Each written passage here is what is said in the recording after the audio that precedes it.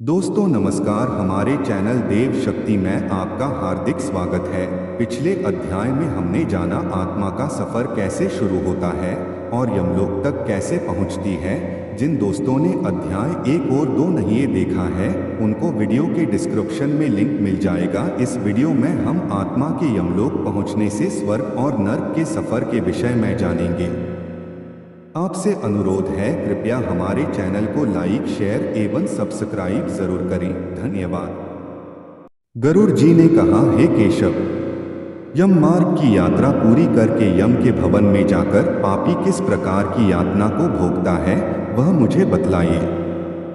श्री भगवान बोले, हे विंता के पुत्र गरुड़, मैं नरक यातना को आदि से अंत तक कहूंगा। सुनो, मेरे द्वारा नरक का वर्णन किए जाने पर उसे सुनने मात्र से ही तुम कांप उठोगे। हे कश्यप नंदन, बहुभीतिपुर के आगे 44 योजन में फैला हुआ धर्मराज का विशाल पुर है। हाहाकार से परिपूर्ण उस पुर को देखकर पापी क्रंदन करने लगता है। उसके क्रंदन को सुनकर यमपुर में विचरण करने वाले यम के गण प्रतिहार द्वारपाल के पास जाकर उस पापी के विषय में बताते हैं।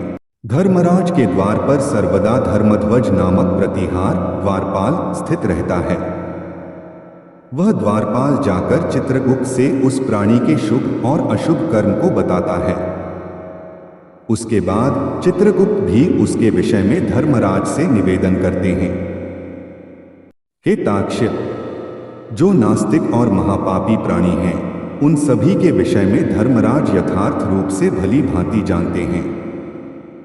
तो भी वे चित्रगुप्त से उन प्राणियों के पाप के विषय में पूछते हैं और सर्वज्ञ चित्रगुप्त भी श्रवणों से पूछते हैं।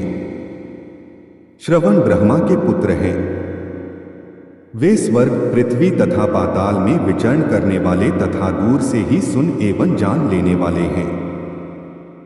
उनके नेत्र सुदूर के दृश्यों को भी देख लेने वाले हैं। श्रवणी नाम की उनकी पृथक पृथक पत्नियां भी उसी प्रकार के स्वरूप वाली हैं, अर्थात श्रवणों के समान ही हैं। वे स्त्रियों की सभी प्रकार की चेष्टाओं को तत्वत जानती हैं।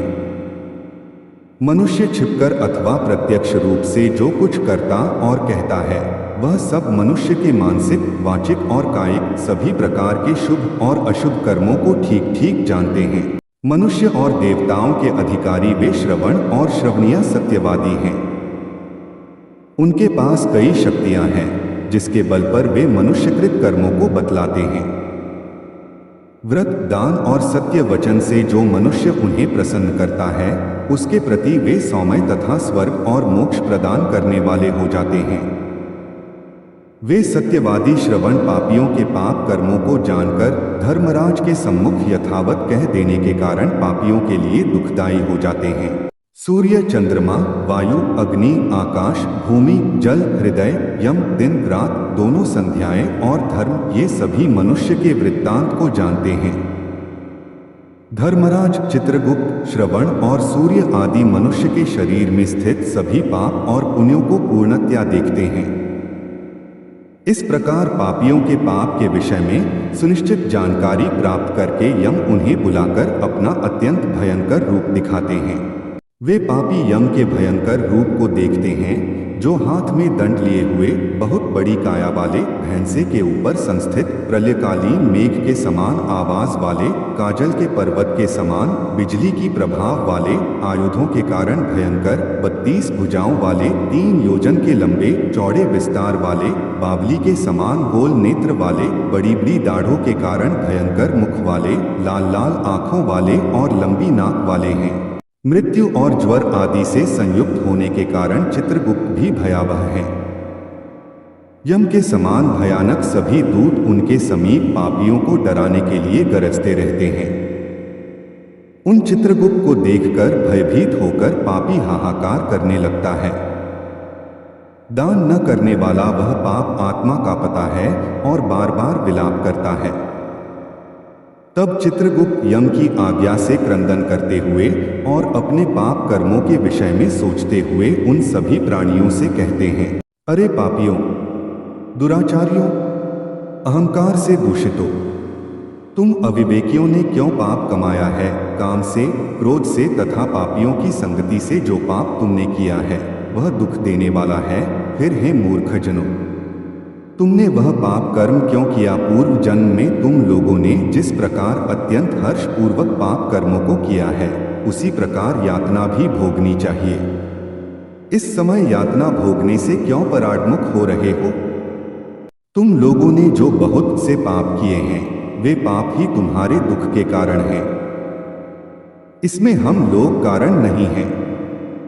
मूर्ख हो या पंडित, दरिद्र हो या धनवान, और सबल हो या निर्बल, यमराज सभी से समान व्यवहार करने वाले कहे गए हैं। चित्रगुप्त के इस प्रकार के वचनों को सुनकर वे पापी अपने कर्मों के विषय में सोचते हुए निश्चेष्ट होकर चुपचाप बैठ जाते हैं। धर्मराज भी चोर की भांति निश्चल बैठे हुए उन पापियों को देखकर उनके पापों का मार्जन करने के लिए यथोचित दंड देने की आज्ञा करते हैं। इसके बाद वे निर्दयी दूत उन्हें पीटते हुए कहते हैं, हे पापी, महान घोर और अत्यंत भयानक नरकों में चलो। यम के आज्ञाकारी प्रचंड और चंडक आदि नाम वाले दूत एक पाश से उन्हें बांधकर नरक की ओर ले जाते हैं। वहां जलती हुई अग्नि के समान प्रभा वाला एक विशाल वृक्ष है, जो 5 योजन में फैला हुआ है तथा 1 योजन ऊंचा है। उस वृक्ष में नीचे मुख करके उसे सांकलों से बांधकर वे दूत पीटते हैं। वहां जलते हुए वे रोते हैं, पर वहां उनका कोई रक्षक नहीं होता। उसी शाल्मली वृक्ष में भूख और प्यास से पीड़ित तथा यमदूतों द्वारा पीटे जाते हुए अनेक पापी लटकते रहते हैं।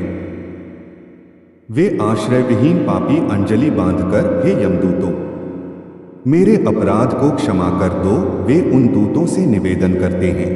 बार बार लोहे की लाठियों, मुदगरों, भालों और बर्छियों, गदाओं और मूसलों से उन दूतों के द्वारा वे अत्यधिक मारे जाते हैं। मारने से जब वे चेष्टारहित और मूर्छित हो जाते हैं, तब उन निश्चेष्ट पापियों को देखकर यम के दूत कहते हैं, अरे दुराचारियों, पापियों, तुम लोगों ने दुराचरण क्यों किया? सुलभ होने वाले भी जल और अन्न का दान कभी क्यों नहीं दिया?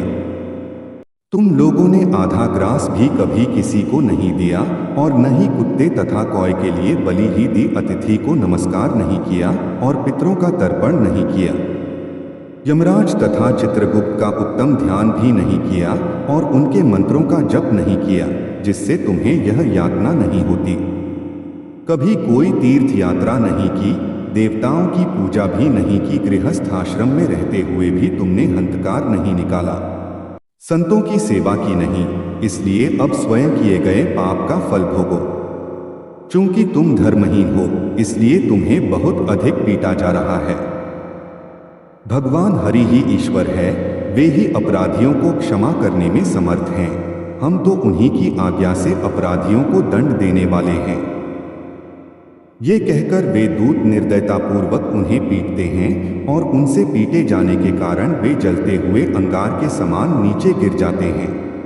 गिरने से उस शाल्मली वृक्ष के पत्तों से उनका शरीर कट जाता है। नीचे गिरे हुए उन प्राणियों को कुत्ते खाते हैं और वे रोते हैं। रोते हुए उन पापियों के मुख में यमदूत धूल भर देते हैं तथा कुछ पापियों को विविध पाशों से बांधकर मुदगरों से पीटते हैं। कुछ पापी आरे से काष्ठ की भांति 2 टुकड़ों में किए जाते हैं और कुछ भूमि पर गिराकर कुल्हाड़ी से खंड खंड किए जाते हैं। कुछ को गड्ढे में आधा गाड़कर सिर में बाणों से भेदन किया जाता है। कुछ दूसरे पेरने वाले यंत्र में डालकर इक्षुदंड गन्ने की भांति पेरे जाते हैं। कुछ को चारों ओर से जलते हुए अंगारों से युक्त उल्मुख जलती हुई लकड़ी से ढक करके लौहपिंड की भांति धधकाया जाता है। कुछ को घी के खौलते हुए कड़ाही में, कुछ को तेल के कड़ाही में तले जाते हुए बड़े की भांति इधर उधर चलाया जाता है। किन्हीं को मतवाले गजेंद्रों के सम्मुख रास्ते में फेंक दिया जाता है, किन्हीं को हाथ और पैर बांधकर अधोमुख लटकाया जाता है, किन्हीं को कुएं में फेंका जाता है, किन्हीं को पर्वतों से गिराया जाता है। कुछ दूसरे कीड़ों से युक्त कुंडों में डुबो दिए जाते हैं, जहां वे कीड़ों के द्वारा व्यथित होते हैं। कुछ पापी वज्र के समान चोंच वाले बड़े बड़े कौओं, गीधों और मांसभोजी पक्षियों द्वारा शिरोदेश में, नेत्र में और मुख में चोंचों से आघात करके नोचे जाते हैं। कुछ दूसरे पापियों से ऋण को वापस करने की प्रार्थना करते हुए कहते हैं, मेरा धन दो, मेरा धन दो, यमलोक में मैंने तुम्हें देख लिया है, मेरा धन तुम ही ने लिया है। नरक में इस प्रकार विवाद करते हुए पापियों के अंगों से सरसियों द्वारा मांस नोचकर यमदूत उन्हें देते हैं। इस प्रकार उन पापियों को समय प्रताड़ित करके यम की आज्ञा से यमदूत खींचकर तामिस्त्र आदि घोर नरकों में फेंक देते हैं। उस वृक्ष के समीप में ही बहुत दुखों से परिपूर्ण नरक है, जिनमें प्राप्त होने वाले महान दुखों का वर्णन वाणी से नहीं किया जा सकता। हे आकाशचारिन गरुड़, नरकों की संख्या 84 लाख है। उनमें से अत्यंत भयंकर और प्रमुख नरकों की संख्या 21 है। तामिस्त्र, लोहशंकु, महारौरव, शालमली, रौरव, कुडमल, कालसूत्रक, पूतिमृत्तिक, संधात, लोहितोद, सविश, संप्रतापन, महानिरय, काकोल, संजीवन, महापथ, अवीची, अंधतामिस्त्र, कुंभीपाक, संप्रतापन तथा तपन, ये 21 नरक हैं। अनेक प्रकार के पापों का फल इनमें प्राप्त होता है और ये यम के दूतों से अधिष्ठित हैं। इन नरकों में गिरे हुए मूर्ख, पापी, अधर्मी जीव कल्पपर्यंत उन्होंने नरक यातनाओं को भोगते हैं। तामिस्त्र और अंधतामिस्त्र तथा रौरवादी नरकों की जो यातनाएं हैं, उन्हें स्त्री और पुरुष पारस्परिक संग से निर्मित कर भोगते हैं। इस प्रकार कुटुंब का भरण पोषण करने वाला अथवा केवल अपना पेट भरने वाला भी यहाँ कुटुंब और शरीर दोनों को छोड़कर मृत्यु के अनंतर इस प्रकार का फल भोगता है। प्राणियों के साथ द्रोह करके भरण पोषण किए गए अपने स्थूल शरीर को यहीं छोड़कर पाप कर्म रूपी पाथेय के साथ पापी अकेला ही अंधकारपूर्ण नरक में जाता है। जिसका द्रव्य चोरी चला गया है, से व्यक्ति की भांति पापी पुरुष दैव से प्राप्त अधर्म पूर्वक कुटुंब पोषण के फल को नरक में आतुर होकर भोगता है। केवल अधर्म से कुटुंब के भरण पोषण के लिए प्रयत्नशील व्यक्ति अंधकार की पराकाष्ठा अंधतामिस्त्र नामक नरक में जाता है।